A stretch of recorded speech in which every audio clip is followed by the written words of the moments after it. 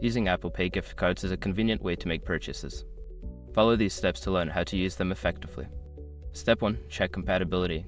Ensure that the merchant you are purchasing from accepts Apple Pay. Look for the Apple Pay logo at the checkout or ask the cashier. Step 2. Add gift card to wallets. Open the wallet app on your iPhone. Tap the plus icon to add a new card, then select Add gift card and follow the prompts to enter the card details. Step 3. Verify your gift card. Once added, verify that the gift card balance is correct. You can do this by tapping on the card in the wallet app to view the balance. Step 4. Make a purchase. When ready to make a purchase, hold your iPhone near the contactless reader. Authenticate the payment using Face ID, Touch ID, or your passcode. Step 5. Keep track of your balance. After making a purchase, check your gift card balance in the wallet app to keep track of remaining funds. This will help you manage your spending. By following these steps, you can easily use your Apple Pay gift cards for a seamless shopping experience. Enjoy your purchases.